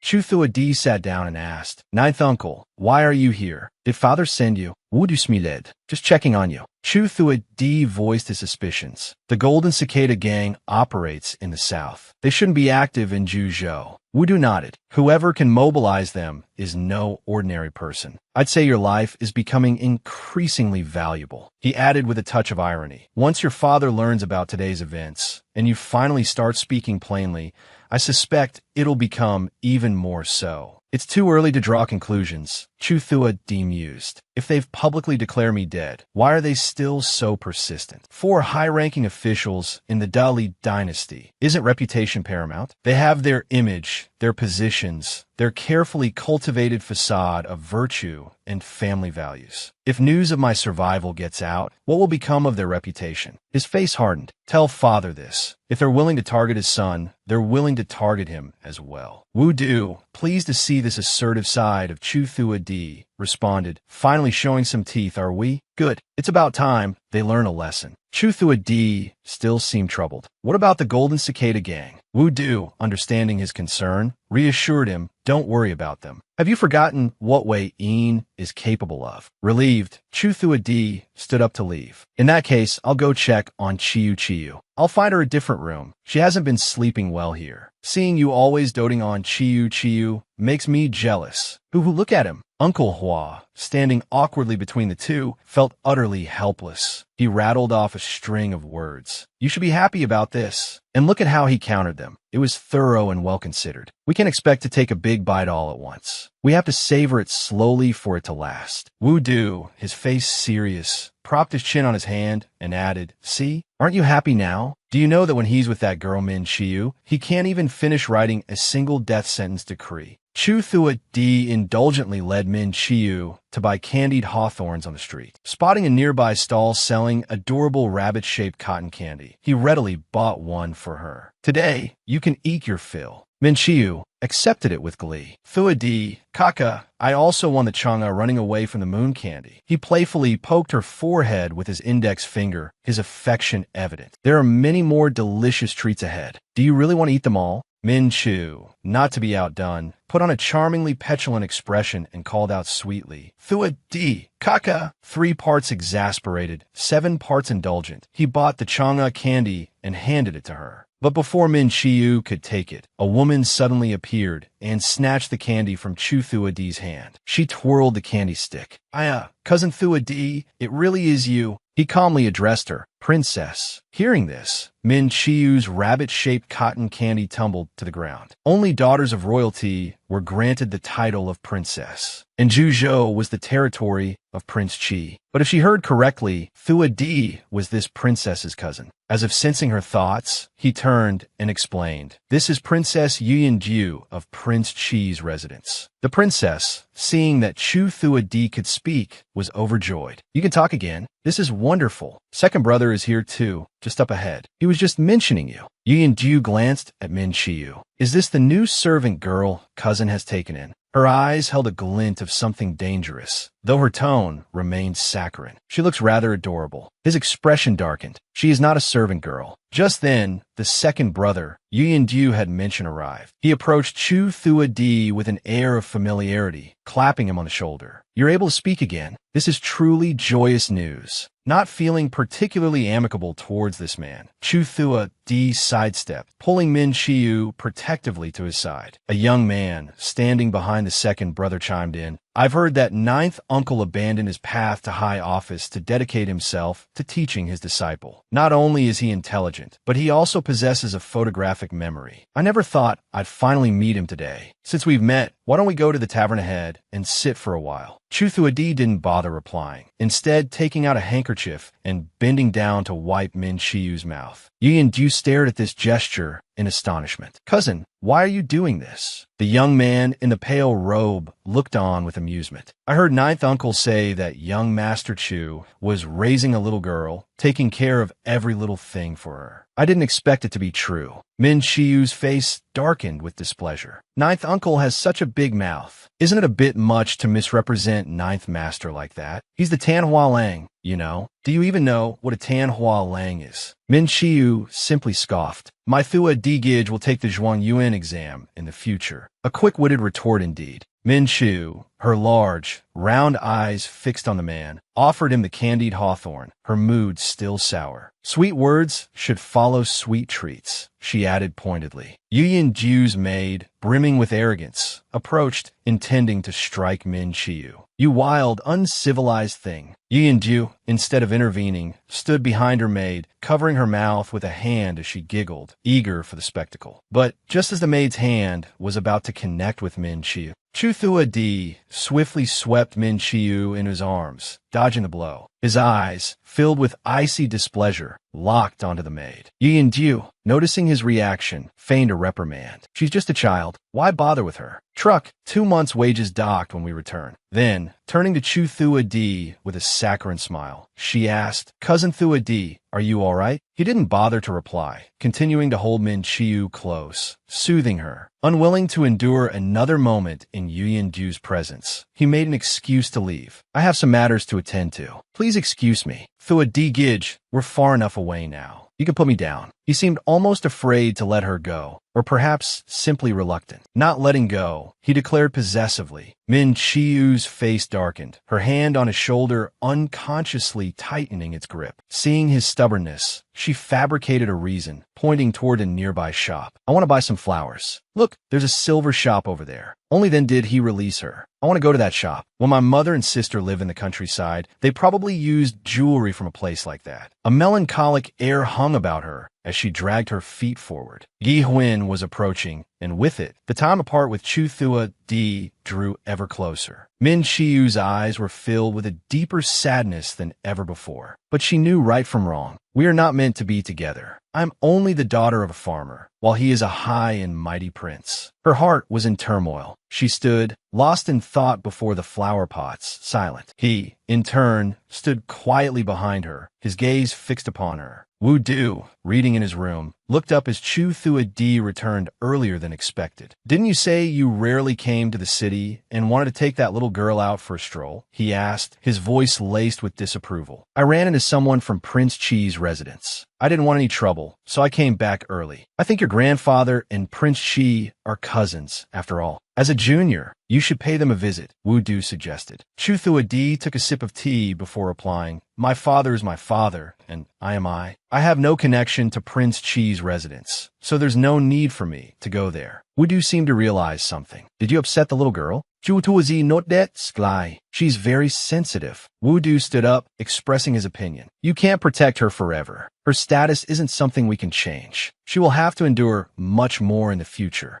Chu Thua Di, angered by these words, slammed his teacup on the table. As long as I'm here, I won't allow anything like that to happen. Wu Du, resigned, conceded. All right then, if you don't want to go to Prince Chi's residence, then send someone with the gifts your father prepared first thing tomorrow morning. After that, we'll depart for Yi Huin. Early the next morning, Yu Yinjiu and her brother went to Chu Thua Di's place. Cousin, we've come to deliver gifts, she announced. It's quite a coincidence. Yesterday, after our meeting, my men apprehended old Tu. He had a portrait and was inquiring about the whereabouts of his daughter. Isn't the young lady in the portrait this very girl? She gestured towards Min Chiu. Since Miss Min Chiu is a valued guest of Cousin Thua Di, I had her brought here. A man with two catfish-like whiskers stepped forward and bowed. This humble servant, when Sheng, greets the esteemed nobles. Min Chiu suddenly felt a chill run down her spine. Her face paled as she stared at the man. When Sheng rushed towards her, Chiu Ni, I've finally found you. Min Chiu instinctively recoiled, avoiding the man's touch. She quickly sought refuge behind Chu Thua Di, her voice laced with suspicion. I don't seem to have any recollection of you, sir. The man launched into a dramatic performance, squeezing out tears and theatrically wiping them with his sleeve. Forgive me, esteemed nobles. I couldn't contain myself. Chu Thua Di placed a comforting hand on Min Chiu's head. I'm here. Don't be afraid. She looked up at him, puzzled. Brother Thua Di, do you think he resembles my third uncle?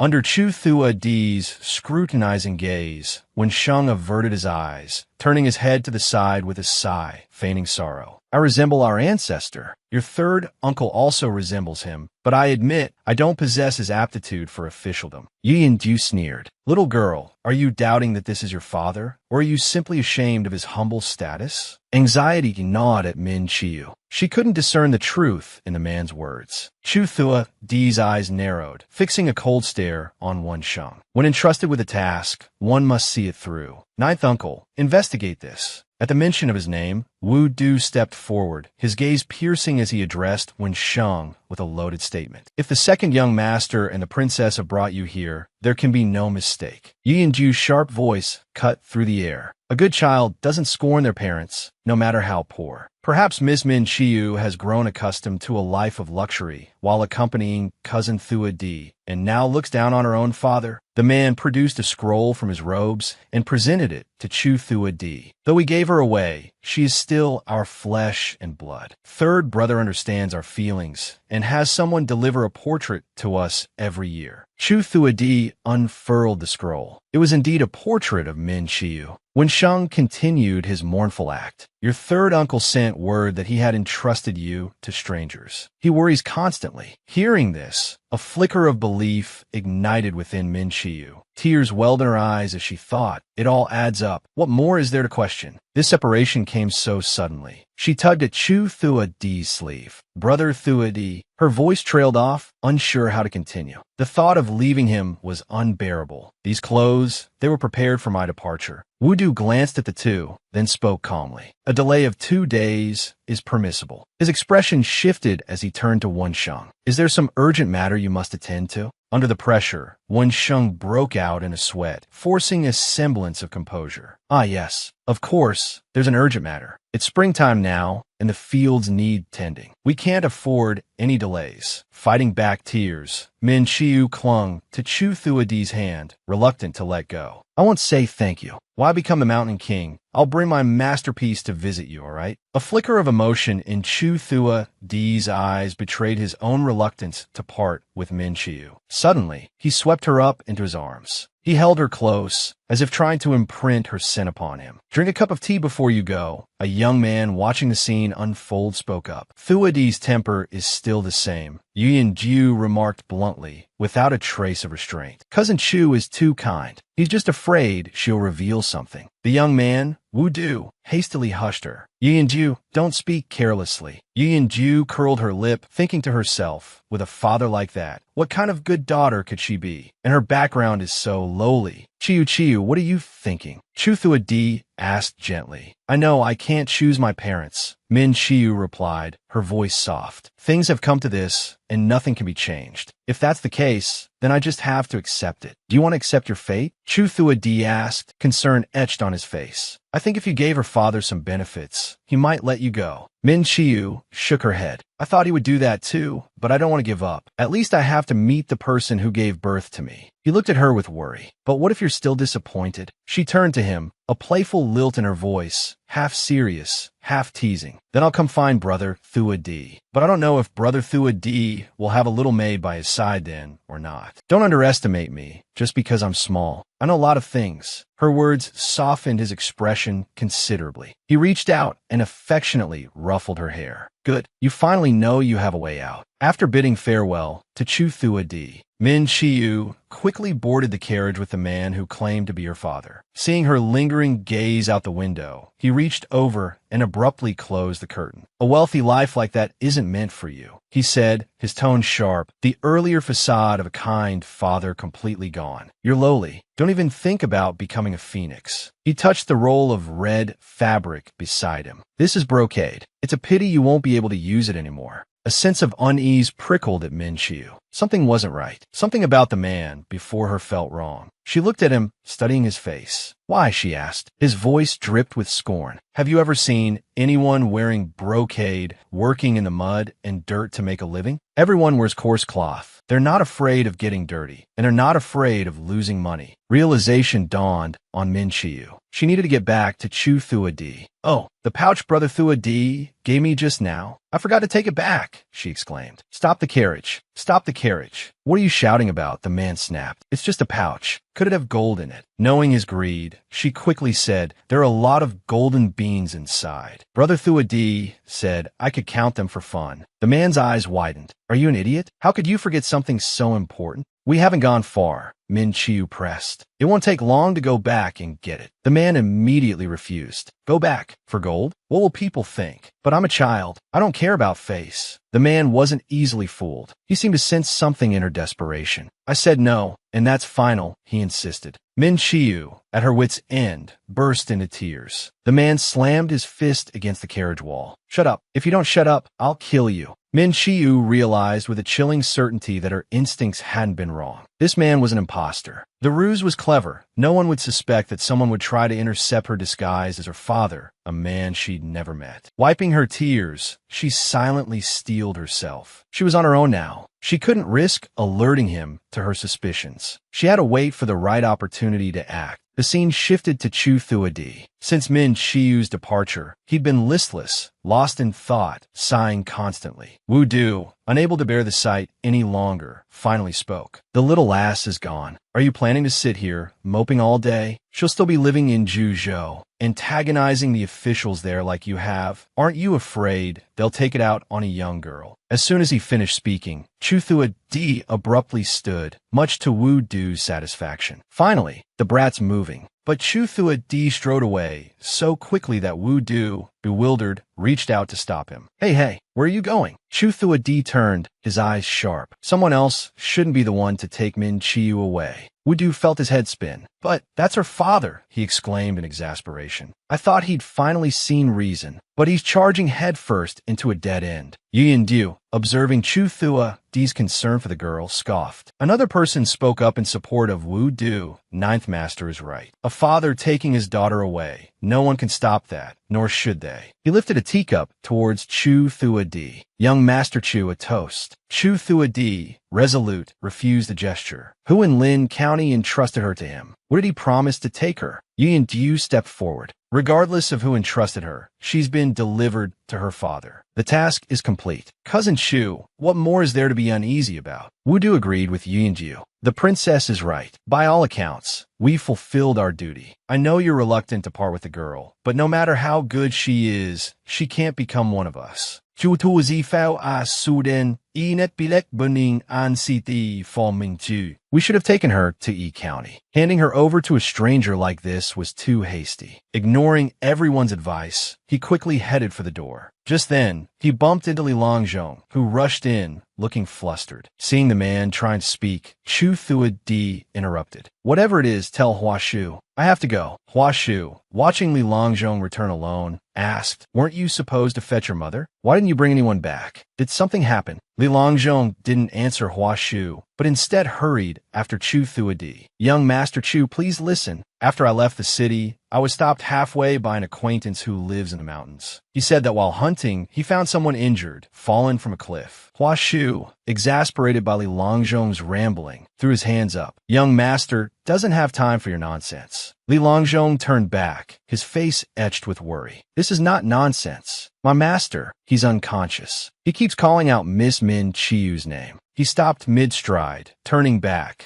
the world seeming to darken around him with the ill tidings. What did you say? Li Longzhong reached inside his robe, searching for something. I noticed his eyebrows. They resemble Miss Min Chiyu's. Most importantly, I found a letter on him. Chu Thua Di eagerly snatched the letter from Li Longzhong's hand. Wu Du stepped closer, peering at the letter, his expression growing worried. This is bad, he blurted out. Chu Thua Di, having read the letter, spoke coldly. That one Sheng is an imposter. Seeing the murderous aura emanating from Chu Thua Di, Wu Du quickly intervened. Thua Di, don't be rash. Calling him an imposter is too hasty. He resembles the young miss, and he had the portrait. We need to investigate further before we know the truth. Yin Du chimed in, exactly. Having a letter doesn't prove the unconscious man is her father. What if he's another relative? The young man, Wen Han, added, indeed. Sending multiple letters to avoid confusion is a possibility. Wu Du glared at Li Longzhong, displeased that he had stirred up such chaos. Where is the injured man? Has he regained consciousness? Chu Thua Di asked. Li Longzhong shook his head. He was still unconscious when I left. I came back to ask Master Hua Shu if he could come with me. Fearing Hua Shu might refuse, he added, regardless of whether he's Min Chiyu's father or not. Hua Shu quickly agreed. Let me go there. If it's true, I'll bring him here. Seeing Chu Thua Di's urgency, Wu Du reached out to stop him. Thua Di, don't be so anxious. Let's discuss this first. Chu Thua Di leaped onto his horse, his eyes filled with determination. E County is to the south, so it's unlikely they headed that way. I suspect they went west or north. Let's split up and search. We must find a trace of her. Even if he is Wen Sheng, he would be cautious about taking her back. Chu Thua Di's brow furrowed with worry. But what if he isn't? That man's demeanor, something felt wrong. Thua Di, you don't need to go yourself. I'll return to the residence and summon the guards immediately. More people searching is better than you going alone. Wu Du added, with a pointed look. After all, they were sent by the Chi Wangfu. They should contribute. But Chu Thua Di quickly dismissed their suggestion. No, we absolutely must avoid alerting them. The best approach is to use your shadow guards. Yi and Du and her brother fell silent, beads of sweat forming on their brows. Chu Thua Di spurred his horse and rode off, his heart silently calling out to Min Chiu. You must wait for me. Back with Min Chiu, after pondering who would want her dead, she suddenly remembered the woman, Hua Shi.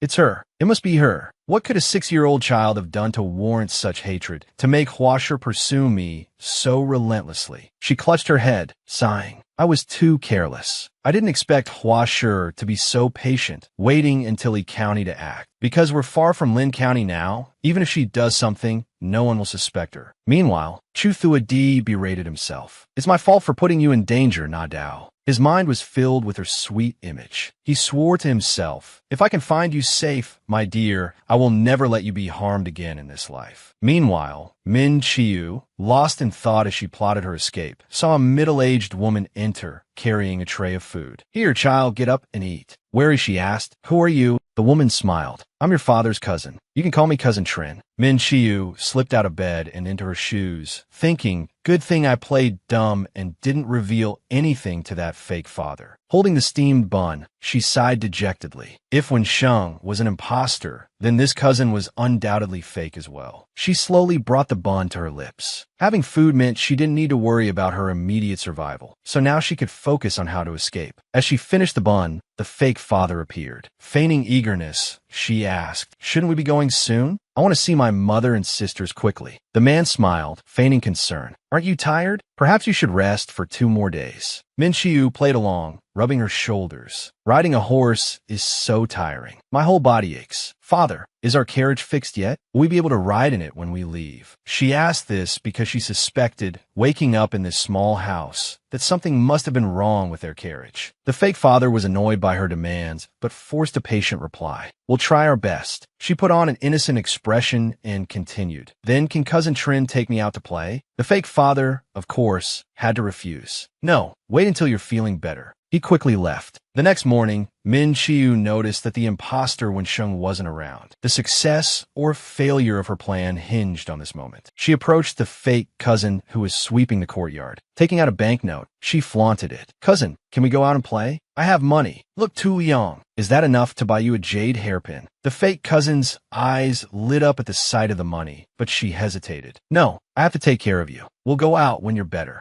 Min Chiu whined. But I'm already much better. She feigned curiosity. Cousin, is this place called White Jade Town? Does that mean white jade is piled up like stones on the road? The fake cousin giggled. Silly child, it's called White Jade Town because there's white jade here, not because it's everywhere. All right, I have to go buy food later. I'll ask your cousin if he can take you out. Min Chiu's persistence paid off, and the fake cousin agreed to take her out. She even carefully dressed Min Chiu in men's clothing. We'll go quickly and come back quickly. It'll take 2 ku at most. When we get back, I'll make you vegetarian dumplings. Min Chiu observed her surroundings as they walked. The town was indeed quite small. They would reach the shops soon. She feared she wouldn't find anyone to help her here. However, to escape, she still needed to coax Cousin Trin into that particular shop. They stopped in front of a large establishment. Cousin Trin gazed longingly at the shop. That's Fan's, the biggest jade shop in town. I hear the jade they craft is even fit for the Imperial Palace. This isn't a place we can enter. As they stood there, the shop doors opened. From inside, the steward was seeing off a distinguished-looking customer. Seeing this man, a daring idea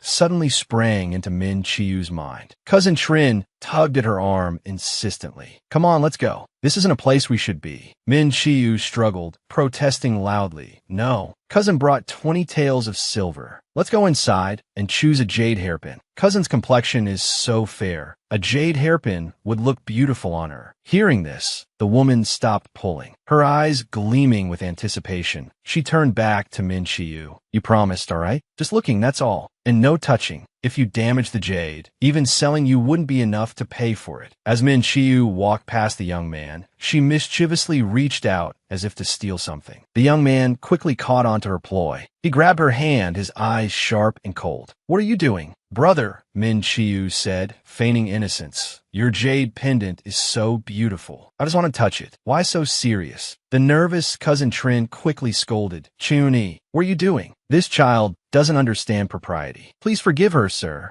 I hope it isn't damaged, she added anxiously. The young man in black immediately waved his hand dismissively. It's nothing. It's normal for a child to be curious. It's only worrisome if they have other, less innocent intentions. Min Chiu knew this was her chance to escape these imposters. She deliberately raised her voice, feigning indignation. Do you think I want to steal your jade pendant? Let me tell you, I come from a respectable family. I have money. I can buy anything I want. It's just a jade pendant. Who would want it? Just touching it wouldn't hurt, would it? Why are you accusing me of stealing? Are you going to say I'm ill-bred and have no father to teach me manners? My father isn't here, but you still shouldn't insult him. Quick-witted, she pulled out a handkerchief and began wiping the young man's arm. I touched you just now. If you think your jade pendant smells now, just wipe it. But you can't insult my character. Fearing the situation was escalating, Cousin Trin grabbed Min Chiu's hand and pulled her away. This child, don't embarrass us any further. Let's go. Seeing the young man in black, standing silently without any reaction, Min Chiu's heart sank. As she was dragged away, she couldn't help but look back. Why isn't it going as planned? Why did you just stand there? Was my cry for help wasted? Defeated, she followed her fake cousin to look at the jade. All right, Chiu-ni, let's go home. Your father will be angry if he comes home and doesn't find you. Trying to stall for time, Min Chiu whined. Just a little longer, please. Just a little while longer, cousin. I haven't bought my jade pendant yet, and cousin hasn't bought her hairpin either. She thought to herself, I'm afraid that once we go back, I won't have another chance to escape. I have to seize this opportunity. Cousin Trin had lost her patience. She was determined to return home quickly. I said, we're going home. Don't you hear me? In desperation, Min Chiu shoved a large jade piece off the table with all her might. Crash! A loud sound echoed through the shop. The large jade piece shattered into pieces. Cousin Trin's face turned deathly pale as she stared at the ruined jade. Heavens! Enraged, she lashed out at Min Chiu. Slap! The sound rang out, drawing the attention of the other customers who gathered to watch the drama unfold. Oh dear, this is bad. Everyone knows how expensive the jade is here. Min Chiu, her face stinging, sat down hard on the floor, clutching her cheek. The shop attendant, trembling from head to toe, approached them, near tears. Oh dear, this is white jade, worth 1,000 taels of silver. Moreover, with this jade quality and craftsmanship, even if you had the silver now, you couldn't buy it anywhere. Cousin Trin, hearing the exorbitant price, flew into a rage, pointing and scolding. What? 1,000 taels of silver? Why don't you just rob us outright? Don't think we're easy to bully. Do you know what our family does? Telling you would scare you witless. We're from the Great Qing Mountain. Just as she was about to name drop the important figure backing her, she was interrupted.